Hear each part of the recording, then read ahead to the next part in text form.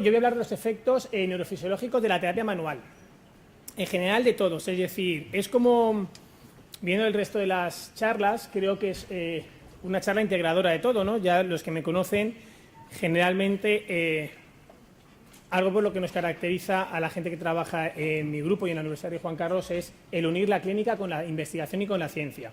Y por lo tanto, creo que esta charla refleja claramente varias de las discusiones que se han hablado esta mañana, de los mecanismos, bueno, esta mañana y esta tarde, de todo el día, los mecanismos neurofisiológicos periféricos, los centrales y, sobre todo, yo voy a intentar indagar qué es lo que hacemos con la terapia manual dentro de cada persona.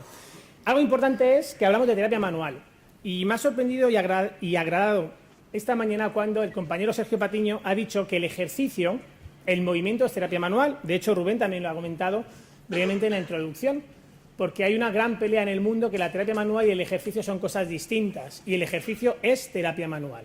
Por lo tanto, ahí la RPG con el tema del movimiento es algo propio nuestro y por lo tanto creo que es un aspecto importante a debatir.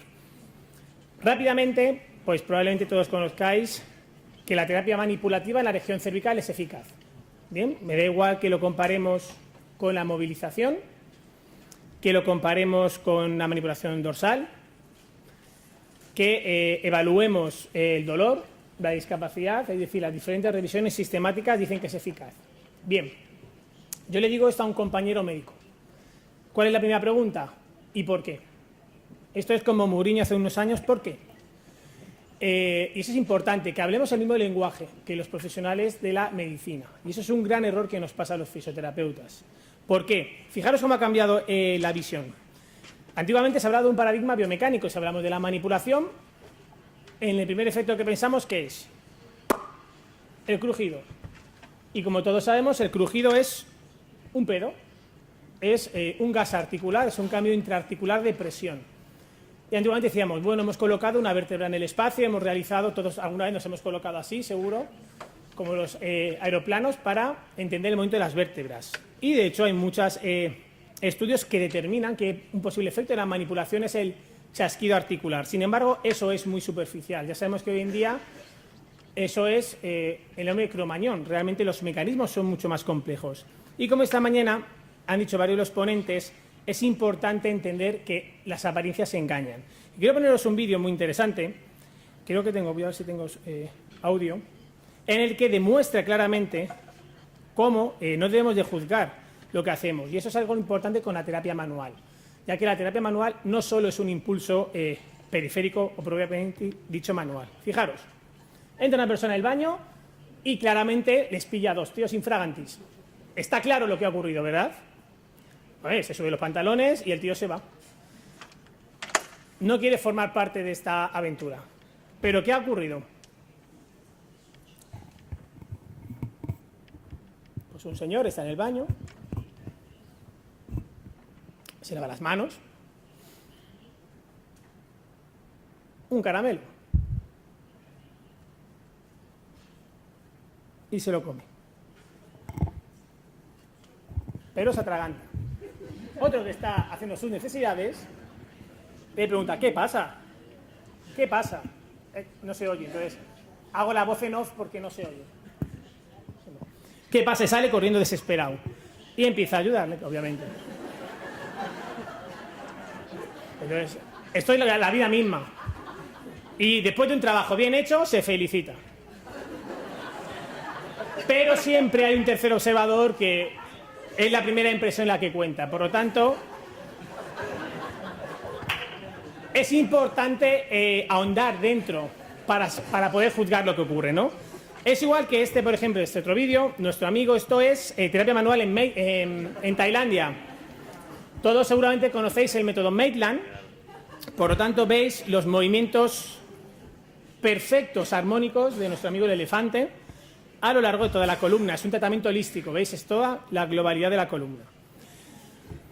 Por lo tanto, es importante entender que lo que hacemos es mucho más complejo. De hecho, esta mañana se ha hablado de la célula, del tejido conjuntivo, del tejido nervioso, de las arterias, de las articulaciones. Es decir, tenemos un gran espectro, un gran abanico. Y también algo se ha comentado. Es decir, la realidad clínica de los pacientes con dolor es mucho más compleja. En condiciones normales, uno esperaría que a mayor patología, mayor síntoma. Si yo revierto la patología, con mi intervención el síntoma debería desaparecer. Y como bien ha dicho antes el compañero Mario, dolor no es sinónimo de lesión. ¿Y qué es lo que ocurre en la realidad? Pues que no hay una correlación directa entre daño tisular, lesión, problema, patología, como queramos llamarlo, y el dolor.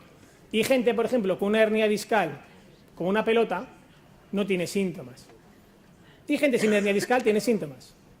Por lo tanto, no hay una relación directa. Y eso es la complejidad. Ha hablado Carlos Goicoechea y otros compañeros de la neuroplasticidad, de la sensibilización central. Y por lo tanto, como terapeutas manuales, podemos integrar nuestro abordaje manual dentro de este complejo mecanismo de dolor. Pues todos sabemos que tenemos tres zonas importantes: el tejido, que se ha hablado, y el entorno, que se acaba de hablar, como muy bien ha dicho Iñaki, como impulsos periféricos. Una parte de procesamiento que cada paciente integra de forma la famosa integración que hablará mañana Rubén, y obviamente unos mecanismos motores, unos mecanismos de respuesta, porque cada paciente acepta las correcciones, y esto se ve todos los días en la clínica, cuando aplicas cualquier terapia manual, y en este caso que nos ocupa la RPG, que las correcciones son absorbidas por unos pacientes de una forma más fácil, mientras que por otros cuesta mucho más. Y por lo tanto, la respuesta motora del propio paciente, lo que llaman los americanos el output, puede modificar la respuesta y la eficacia de la terapia manual. Por lo tanto, tenemos que integrar nuestro conocimiento de la terapia manual dentro de este complejo mecanismo del dolor. ¿Qué es lo que hacemos realmente con terapia manual? Pues ya hace unos años se determinaba que tenemos tres partes que debemos de desglosar. El aspecto mecánico, somos los mecanicistas del cuerpo, es decir, damos contacto manual. El contacto es un impulso mecánico. Todos sabemos que según el impulso mecánico que dé, la intensidad, el tiempo, la presión, la fuerza, la direccionalidad, podrá estimular un tejido de una forma u otra. Mucho es negativo, pero también poco es negativo. Eso es absorbido por el cuerpo de una forma u otra a través del impulso, y obviamente no podemos olvidar que la terapia manual tiene un efecto placebo, nos guste o no nos guste. La palabra placebo nos da miedo. Placebo no significa nada. ¿Cuántas veces el paciente ha mejorado simplemente con escucharle? ¿Cuántas veces el paciente simplemente por ponerle la mano encima ha mejorado? No tengo por qué tener miedo al contacto con el paciente, al efecto, mejor dicho, del contacto, el efecto placebo, que no es negativo, sino que tenemos que hacerlo aliado nuestro. Este esquema muy bien refleja todo, como muy bien ha empezado mi compañero de la Universidad de Juan Carlos Goicoechea, por el final. La conclusión de la charla es esta. Es decir, no nos hemos puesto de acuerdo, aunque trabajemos aquí, no nos hemos puesto de acuerdo. El estímulo mecánico que hago con la terapia manual va a estimular un tejido particular, bien sea el tejido conjuntivo, el nervio, como ha hablado muy bien Eduardo, a través de la meganotransducción, va a estimular el sistema nervioso periférico, va a llegar ese impulso a la asta dorsal y va a llegar esto a los circuitos del sistema nervioso central. Es decir, a través de la mano voy a tener un efecto en la neurona de primer orden, un efecto en el asta dorsal o neurona de segundo orden y efectos a nivel central o cortical en la neurona de tercer orden. Y eso es lo que me gustaría ir desgranando, si eso es así o no es así.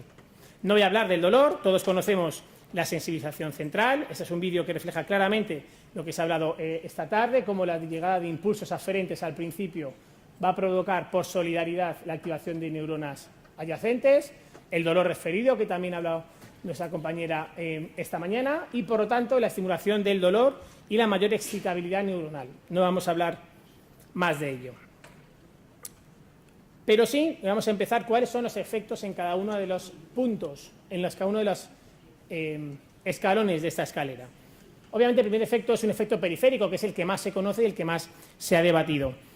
Es decir, cuando yo pongo la mano, estoy tocando la piel, estoy estimulando los mecanorreceptores, por lo tanto es el primer estímulo.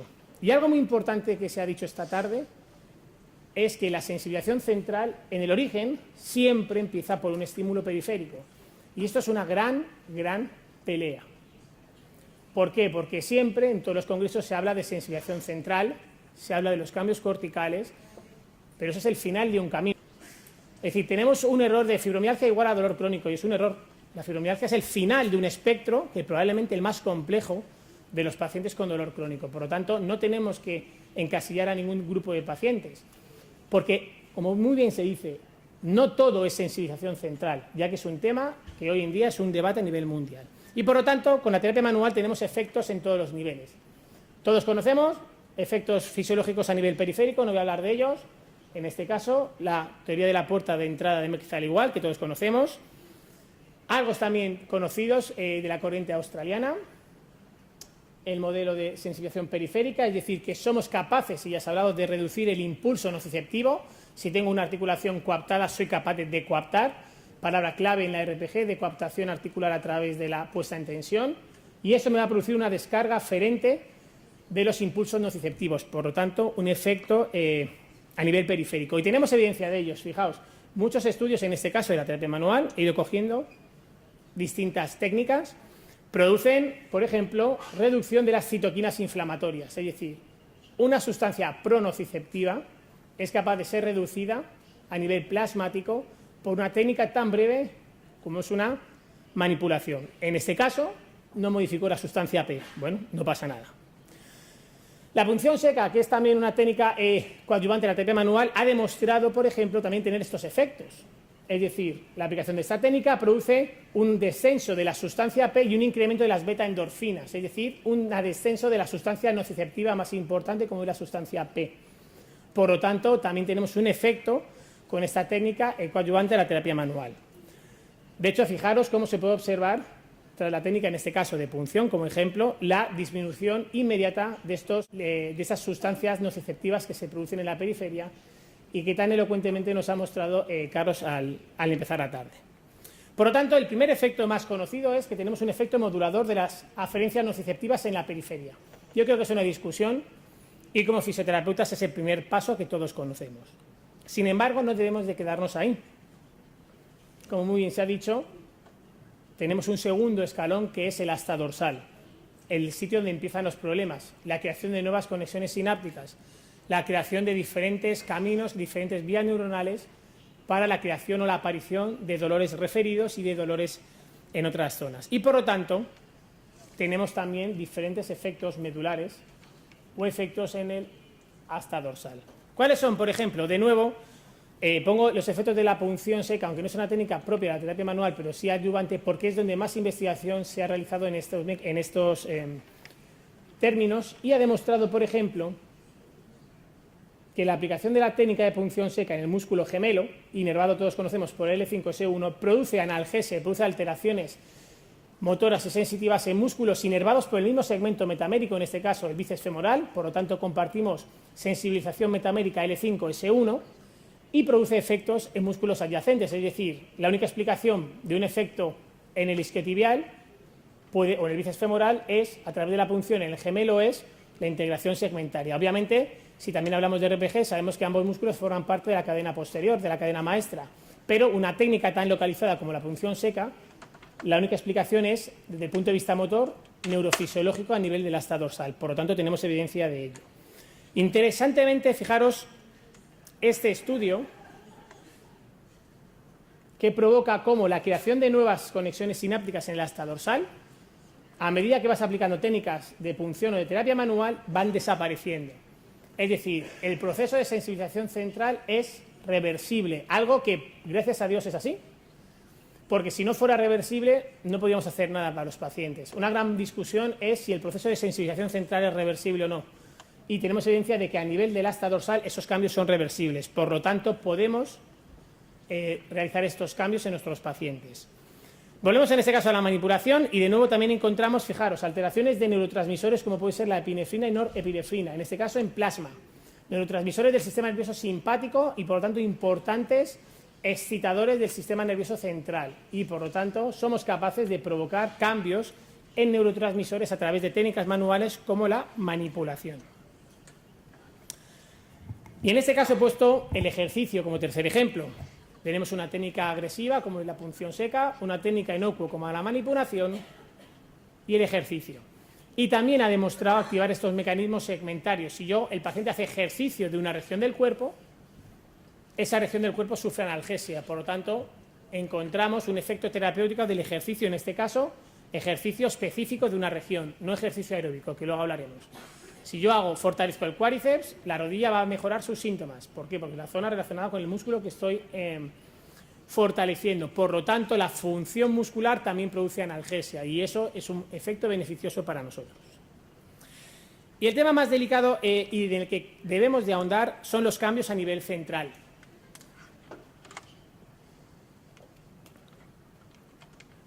Los cambios en la corteza, que siempre se piensa que la terapia cognitiva es la única capaz de producir estos cambios, y es mentira. Los terapeutas manuales también somos capaces de provocar cambios, y además cambios muy importantes. Fijaros, por ejemplo, este estudio demostró que somos capaces de cambiar las ondas corticales de la corteza somatosensorial tras la aplicación de una manipulación cervical. Podéis ver que hay una disminución de la amplitud en la onda P14, P27, que no vamos a entrar, que regula, pero de la corteza somatosensorial, que sabemos es importantísima para la integración sensorial, y existe una disminución de la amplitud tras la manipulación. Por lo tanto, es un efecto central. Eso no puede ser explicado por ningún otro efecto que no sea a nivel de la corteza. Sin embargo, algo interesante, y que da lugar a error muchas veces de interpretación, es que esto no ocurre con una movilización articular. Como veis, tras un movimiento pasivo articular no hay esos cambios. ¿Esto me indica que no es eficaz la técnica? No, me indica que los mecanismos de acción son distintos a nivel cortical. Y esto explica lo que siempre, por ejemplo, se ha defendido por las diferentes disciplinas que aplican terapias manipulativas, que el efecto de la manipulación es un efecto más reflexógeno que el de una movilización.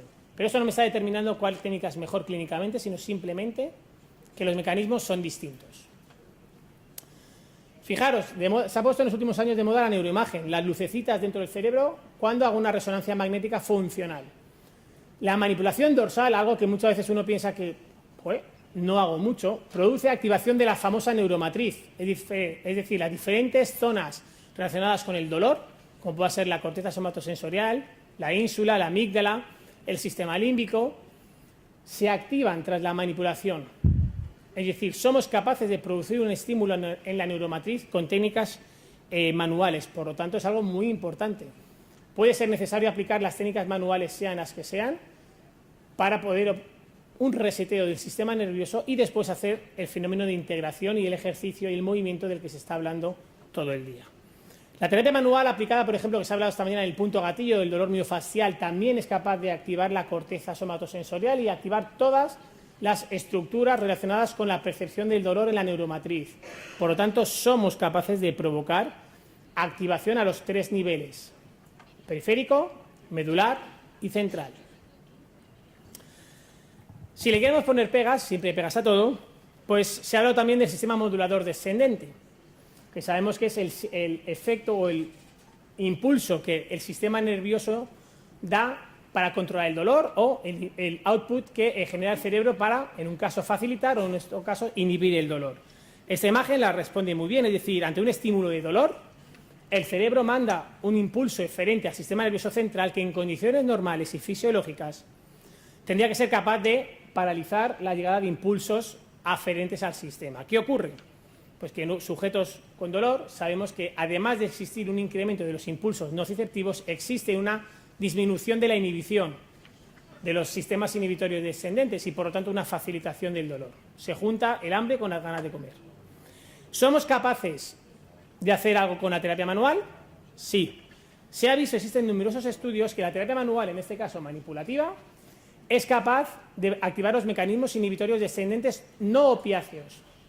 ¿Por qué? Porque no tiene efecto acumulativo. Nosotros hicimos hace muchos años un estudio en el que tras aplicar la misma técnica en los mismos pacientes con 2 semanas de diferencia se obtenían los mismos resultados hipoalgésicos, es decir, mejoraba el dolor en la misma proporción, no existía un fenómeno de acumulación como ocurre, por ejemplo, con los parches de morfina.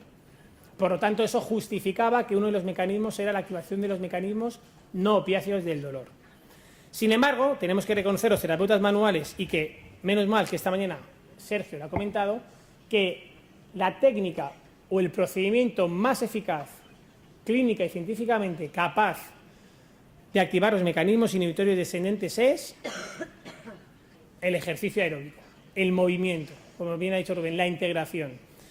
Claramente, el ejercicio aeróbico es importantísimo dentro de nuestros pacientes y es la gran piedra angular que nos falta a los terapeutas manuales. ¿Cuántas veces llega el paciente a la camilla, se tumba y me dice, hazme lo que quieras? Y luego le mandas deberes y te dice, bueno, no tengo tiempo, y solo le pides 10 minutos, no le piden más. Ese es un gran error por nuestra parte, porque de hecho, y el ejemplo os he puesto, el ejemplo de la fibromialgia, la única técnica que ha demostrado eficacia a largo plazo es el ejercicio. ¿Por qué? Porque es capaz de activar los mecanismos inhibitorios descendentes. Por lo tanto, es una herramienta de la terapia manual. De hecho, nosotros hace años hicimos un estudio en pacientes con dolor postmastectomía, dolor postcáncer de mama, en el que la inclusión del ejercicio fue, no sabía si decir si 5 veces más eficaz que la no inclusión del ejercicio tras un tratamiento manual.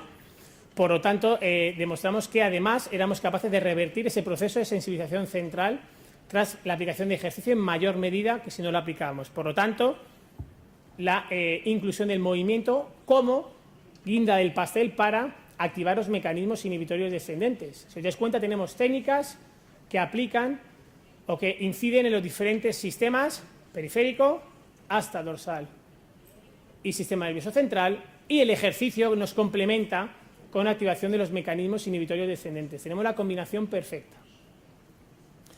Sin embargo, también se ha hablado del entorno, y de hecho algunas de las cosas que hablaré rápidamente me las ha pisado Iñaki. Iba a hablar de ojos y me ha quitado cosas que mía. Digo, esto no puede ser.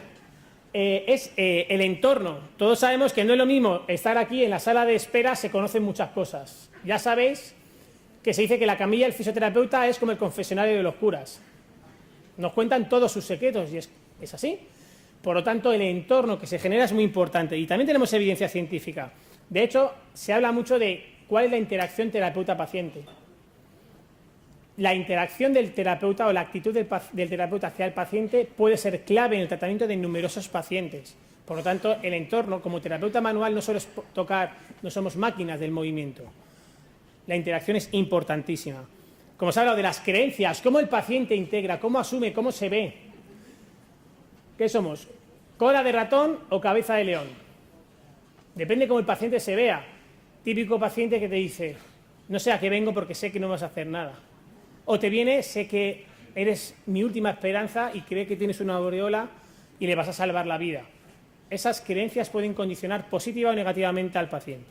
Y también tenemos evidencia de eso. Fijaros, hace años hicimos también un estudio con mujeres con cáncer de mama en el que la actitud o cómo ellos percibían que el masaje les iba a mejorar, en este caso eran técnicas de inducción miofacial, que esta mañana ha comentado nuestro compañero Andrei Pilat, eran capaces de modificar el sistema inmune. Es decir, se habla también, de hecho, Carlos se ha comentado que si a lo mejor el dolor lumbar es una infección. Con la terapia manual somos capaces de modificar el sistema inmune, en este caso las inmunoglobulinas A. Qué casualidad que son aquellas relacionadas con las vías respiratorias. Infecciones respiratorias, que muchos pacientes empiezan con dolor tras una infección respiratoria. Pues somos capaces, siempre y cuando el paciente tenga una actitud positiva, de producir cambios en el sistema inmune, algo muy importante. Y también en este caso, igual, ante la inducción miofacial, la actitud del paciente determinaba una mayor mejora clínica. Paciente que no quiere recuperarse, sabemos que no lo saca adelante nadie. Hay un porcentaje mínimo, gracias a Dios, de pacientes que no van a mejorar por muy buenos que seamos. No quieren curarse. Y si no, que se lo digan a la gente que tiene accidente de tráfico en FREMAP y que busca compensación económica, que por muy bueno que sea, le va a doler el resto de su vida. Es decir, cualquier situación externa a nosotros puede condicionar el éxito del tratamiento. Bien, y para finalizar, ya se ha hablado un poquitín, es decir, mañana se hablará más del cerebro, pero como introducción, es decir, sabemos que los mapas corticales de cada paciente son distintos, por lo tanto, la integración somatosensorial es distinta y cada paciente es distinto, lo tenemos claro. De hecho, Iñaki ha hablado de la terapia en espejo, que ahora igual os mostraré. También se habla de la reconstrucción de la lateralidad. Es decir, todo esto se ha aplicado mucho de la neurología. Muchas veces pensamos terapia manual distinto de la neurología y muchas veces compartimos más de lo que pensamos. ¿Cuántos pacientes con dolor unilateral durante muchos años no son capaces de reconocer cómo está su lado afecto? O incluso pierden la capacidad espacial de su lado no afecto. Por lo tanto, pierden la reconstrucción de la lateralidad y, de hecho, podemos jugar con ellos a técnicas, entre comillas, de reconstrucción de la lateralidad. Lo mismo, esto está basado igual en la terapia en espejo, en este caso, para pacientes con dolor. Se ha utilizado mucho, sobre todo, en pacientes con dolor síndrome complejo regional, es decir, pacientes con lo que se conocía como SUDEC, debido a la impotencia funcional que tienen, e incluso en amputados, para el dolor del miembro fantasma. Ver la imagen de un miembro amputado genera mayor estimulación y en muchas ocasiones es capaz de eliminar el dolor producido por el dolor de miembro fantasma. Por lo tanto, tenemos también otra herramienta coadyuvante a la terapia manual, ya que generalmente a mí me da mucha pena las peleas que en el mundo de la fisioterapia tenemos entre las diferentes corrientes, que es la educación y la interacción terapeuta-paciente, la cual debe ser integrada dentro de nuestra arsenal terapéutico como terapeutas manuales, porque sabemos que tiene efecto en el sistema endocrino, inmune, autonómico, en la ansiedad y la depresión, en fenómenos respiratorios, como esta mañana habla muy bien León Chaitov, en el dolor, y obviamente el miedo a realizar diferentes movimientos, la famosa kinesiofobia, debe ser restaurada a través de la integración. Por lo tanto, creo que tenemos suficientes herramientas para integrar todo dentro de un abordaje multidisciplinar para los pacientes con dolor crónico. En este caso, creo que uno de los métodos que mejor refleja por sí mismo es la RPG, ya que tiene toda la integración, tratamiento estructural, tratamiento neurofisiológico y la integración del movimiento a través de lo que mañana hablará Rubén, que no quiero pisar, que si no se me enfada, de la integración cortical, la integración cognitiva de los cambios producidos o mejorados a través del paciente. Muchas gracias.